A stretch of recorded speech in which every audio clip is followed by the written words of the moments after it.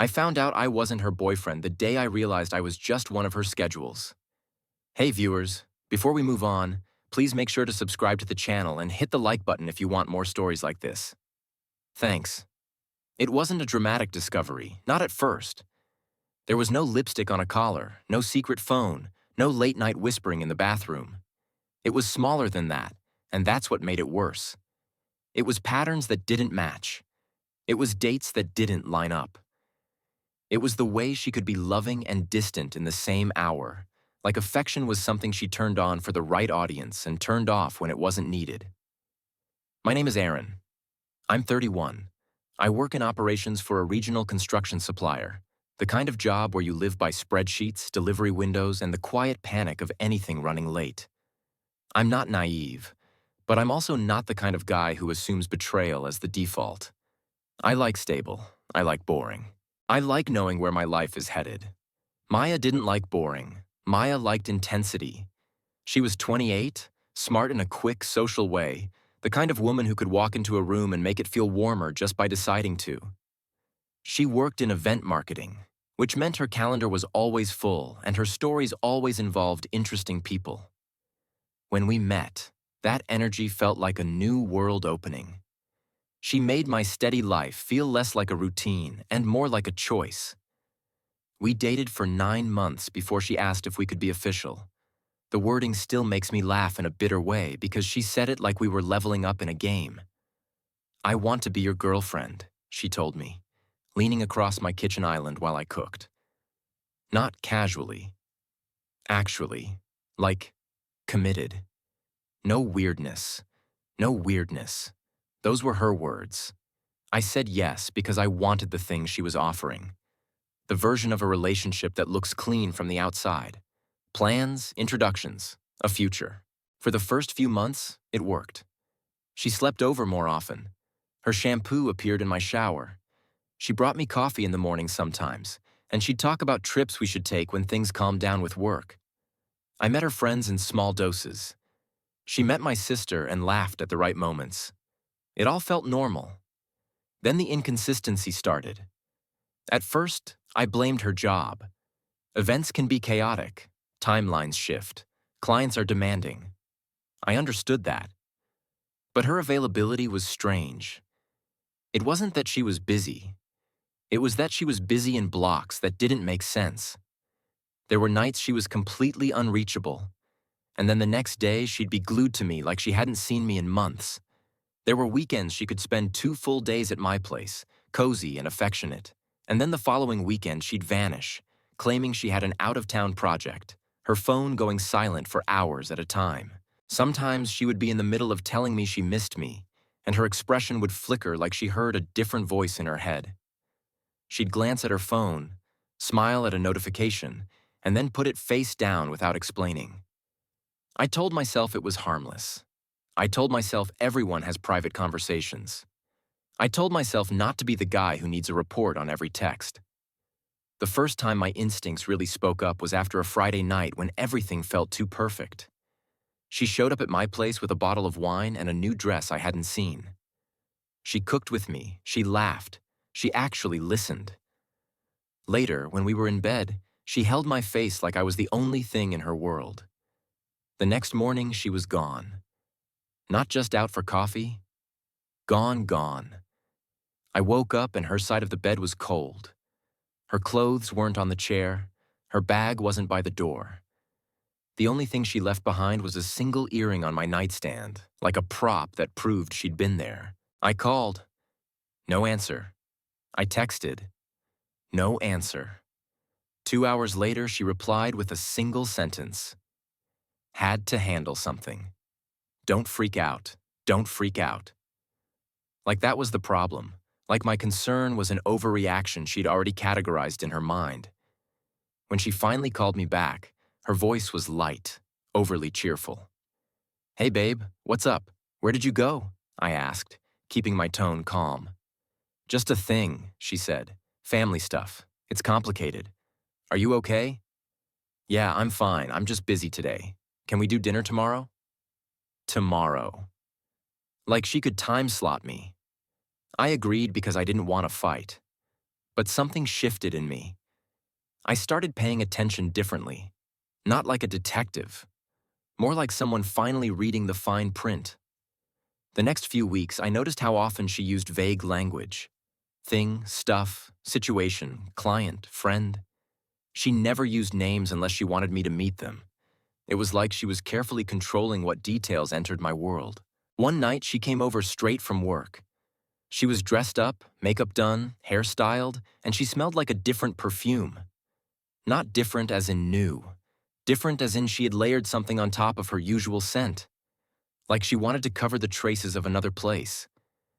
We were on my couch when her phone buzzed. She glanced at it and her eyes softened in a way I hadn't seen in days. She turned the screen away from me reflexively. I didn't say anything. I just watched. She typed quickly, then put the phone down and reached for my hand like she was trying to anchor herself back into my world. "You okay?" I asked. "Yeah," she said too fast. "Just work. Work doesn't make someone smile like that." The second time my instinct spoke up was when I met her coworker by accident. It was a Tuesday. I was grabbing lunch near her office, and I saw Maya coming out of a cafe with a woman I hadn't met. Maya was laughing, bright and loud. She saw me, and her laughter stopped for half a beat before she recovered. "Aaron?" she said, walking over like everything was normal. "What are you doing here?" "Lunch," I said. Then I nodded at the woman. "Hey, this is Kira," Maya said. "She's on my team." Kira smiled politely. "Nice to meet you." I shook her hand. "Same." Then Kira said something that made the air shift. "Are you the one she sees on Thursdays?" Maya's smile froze so slightly it was almost invisible. "Kira?" Maya said, laughing too hard. "Shut up." Kira blinked, confused. "What? I just meant you're always like, Thursday is Aaron night, no calls, no plans." Maya waved it off. "She's messing with you." But Kira looked sincere, not joking. She looked like she'd just said a normal fact. I forced a smile and let it go. But my brain held on to that sentence like a thorn. Thursday is Aaron night. No calls, no plans. It sounded less like a relationship and more like an appointment.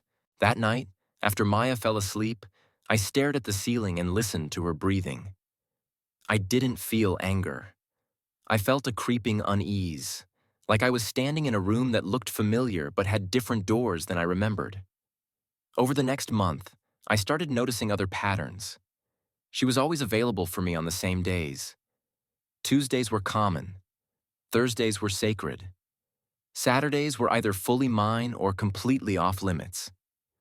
On the nights she was with me, her phone stayed quieter. On the nights she wasn't, she'd take longer to respond, and her replies would be oddly formal. "Can't talk, busy, long day, exhausted, talk later." She never said what she was doing. She never said who with.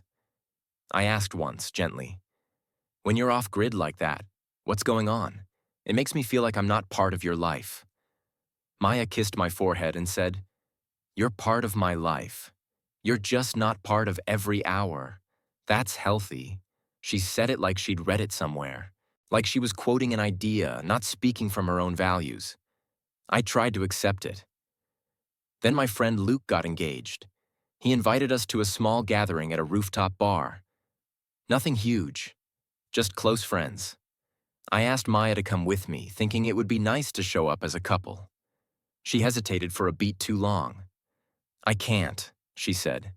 "I have something that night." "What thing?" I asked. She smiled. "Work thing. It's Saturday," I said. She shrugged. "Events don't care what day it is." I nodded and let it go. But the next day, on Sunday afternoon, she was free. Completely free. She came over with food, curled up on my couch, and talked about the future like we were solid. While she was in my kitchen, her phone buzzed. She checked it and her face tightened. She typed a response, then turned to me. "Can I use your bathroom?" "Sure." She took her phone with her. I waited. Not to spy. Just because the timing was weird. After a few minutes, I heard her voice, low. Not loud enough to hear words, but enough to recognize the tone. Soft, intimate. The voice you use when you don't want someone else to know you're speaking. When she came back out, she was smiling again. "Everything okay?" I asked. "Yeah," she said. "Sorry, my mom." Her mother's name was Danielle. She'd told me that early on. She always said her mom calls too much. But she didn't say Danielle. She said my mom, like a general concept, like a placeholder. That was when I started checking facts instead of feelings. Not her phone, not her messages, facts. I looked at her social media, the public stuff. Her posts were carefully curated, all work and friends and vague captions. She posted pictures of restaurants and cocktails, but never tagged anyone. She posted selfies, but never with me. She had introduced me to her friends, sure, but online, I didn't exist. I asked about it once. "Why don't you post us?" Maya smiled and leaned in close. "Because I like privacy. It's not that deep." But she posted everything else. That wasn't privacy. That was editing. Then I noticed the second toothbrush. It wasn't at my place. It was at hers. One night I stayed at her apartment. It was rare, but it happened.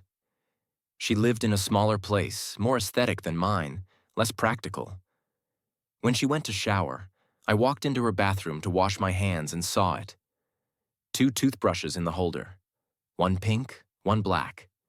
The black one was new. Straight bristles. Clean handle. Not dusty, not old. I stared at it longer than I should have.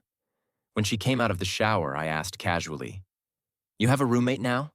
Maya laughed. "No." "Why? Second toothbrush," I said, keeping my voice neutral. Maya blinked once. "Oh, that," she said. "It's for my friend Zoe. She sometimes stays over and forgot hers once. I just bought an extra. A friend who sometimes stays over. A friend with a black toothbrush. A friend I'd never heard about." "Okay," I said. Maya kissed my cheek and moved on, but my instincts didn't. 2 days later, I was at a hardware store after work, grabbing a few things from my place, and I got an email notification. A calendar invite reminder popped up on my phone. It wasn't my calendar. It was a shared list Maya had added me to early on for date nights and little plans. It was titled, "Dinner." No restaurant, no details, but it had a location attached. It wasn't my address. It wasn't her address. It was a place across town near the waterfront, in a part of the city neither of us went to. The invite wasn't created by Maya. It was created by someone named Daniel R. I stared at my screen. Daniel. That name hit like a physical sensation. Because once, early on, Maya had mentioned an ex named Daniel. Not Trent. Not a dramatic story. Just a passing reference like, my ex Daniel used to love that place. I hadn't thought about it since.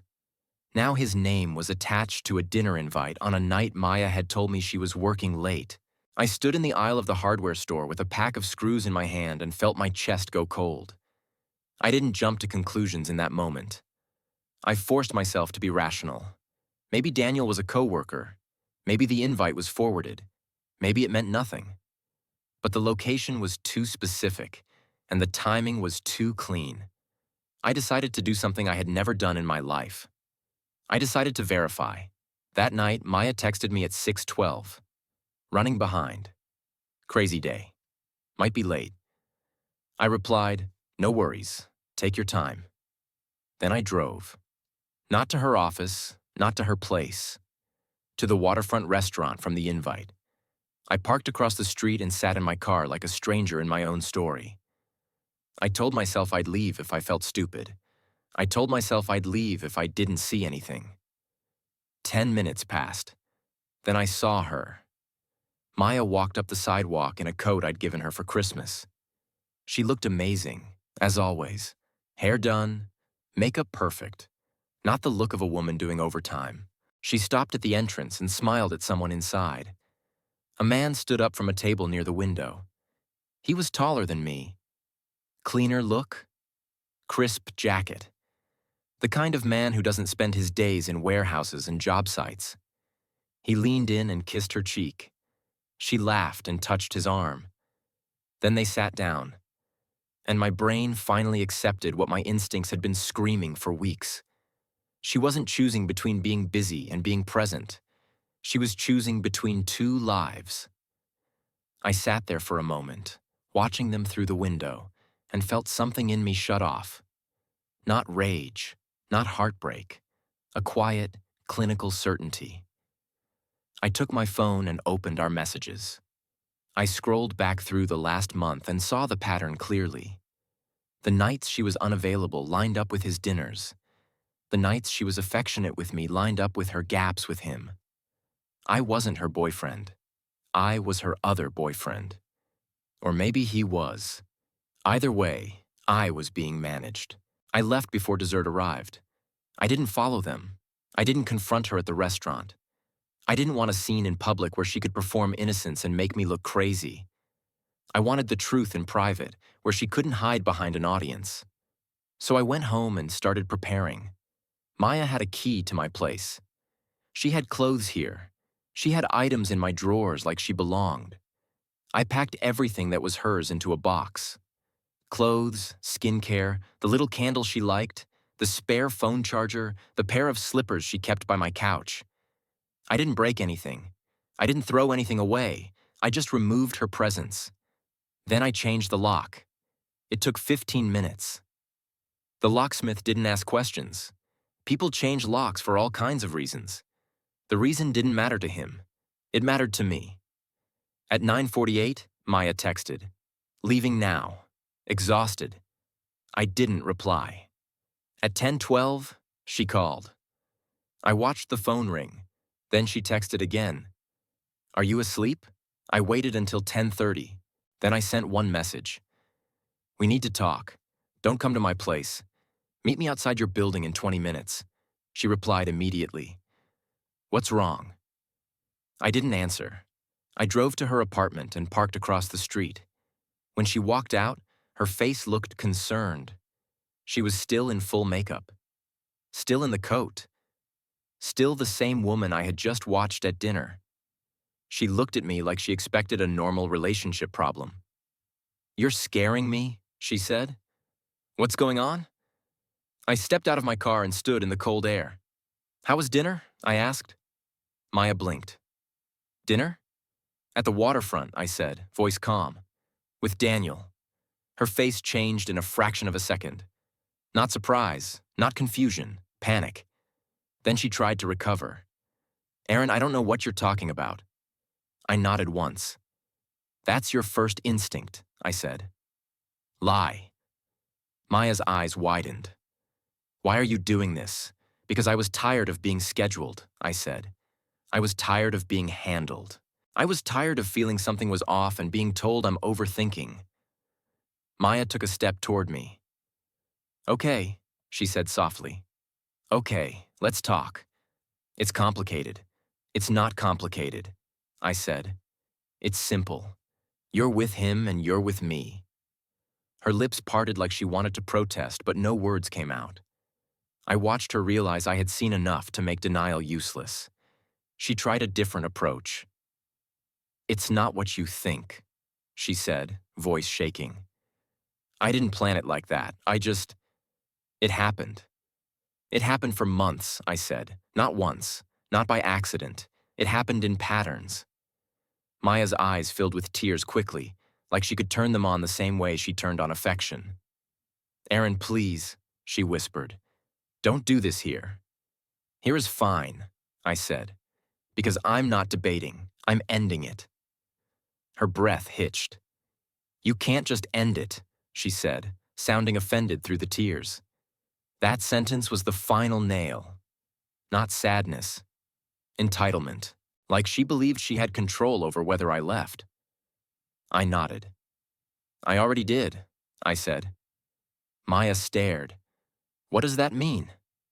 I reached into my car and pulled out the box. Her things. I set it on the sidewalk. Maya looked down at it like it was a different language. "What is that?" "Your stuff," I said. and your key doesn't work anymore." She looked at me, horror blooming. "You changed the lock?" "Yes, you can't do that," she whispered. "I can," I said, and I did. Maya's face twisted. "So you followed me. You stalked me." "I didn't stalk you," I said. "I verified. There's a difference." She shook her head hard, anger taking over. "You're acting crazy. You're so insecure. Daniel is just—" "Just what?" I asked quietly. "Your coworker? Your cousin? Your mentor?" She went silent. Her shoulders dropped. Then the truth slipped out, not as confession, but as a complaint. "You don't understand," she said. "He has this life, this network, this future. It's not like you. It's different. Different." There it was, not guilt, not remorse, a ranking. I felt a grim calm. "So why were you with me?" I asked. Maya's eyes flashed. "Because you're safe," she said, and immediately looked like she regretted it. Safe, the word people use when they mean useful. I nodded slowly. "Thank you," I said. "That's the most honest thing you've said to me in months." Maya stepped closer, voice desperate now. "Aaron, please, I care about you. I do. I just didn't want to lose you." "You didn't want to lose what I provided," I said. "Not me." She cried harder. "I made a mistake." "No," I said. "You made a system." Then I took a step back. "This is over," I said. "Don't contact me. Don't come to my place. Don't send friends. Don't try to explain it away. You chose to live two lives. Now you can manage the consequences too." Maya's voice cracked. "Where am I supposed to go?" I stared at her, feeling the old instinct to fix things rise and die immediately. "That's the wrong question," I said. "The right question is why you thought you could do this and still have a home in my life." She looked at me like she wanted me to soften. I didn't. I got in my car and drove away. The next week was a predictable storm. She called from different numbers. She emailed. She showed up at my job once and asked the receptionist to page me. I told my manager I was dealing with a personal issue and asked security to escort her out. She sent one long message that was half apology, half blame. She said she felt trapped. She said Daniel pressured her. She said I was too rigid. She said she was confused. But confusion doesn't create calendars. Confusion doesn't create patterns. Confusion doesn't create a second toothbrush. I didn't respond, because the truth was already complete. 2 months later, Luke ran into someone at a networking event and told me what happened. Maya ended up with Daniel for a short time. He liked her for the fun parts, the social parts, the polished parts. He didn't like the reality parts. He didn't like the mess. He didn't like her need for constant attention. He moved on the same way men like that always do, cleanly and quietly, like she was just another option he tried. Maya tried to come back into my orbit after that. A casual message. "Hey, I miss you. Can we talk?" I stared at it for a long minute. Not because I wanted to reply, because I wanted to understand what kind of person thinks they can run two relationships and then return to the one they called safe when the other one fails. I deleted the message without responding. My life didn't become perfect overnight, but it became peaceful. My apartment stayed quiet. My phone stayed quiet. My days stayed consistent. And for the first time in months, consistency didn't feel boring. It felt like oxygen. The funniest part is that I didn't even hate her. I just stopped wanting anything from her. And when you stop wanting, the power shifts completely. Thanks for watching. Make sure to subscribe to the channel and hit the like button if you want more stories like this.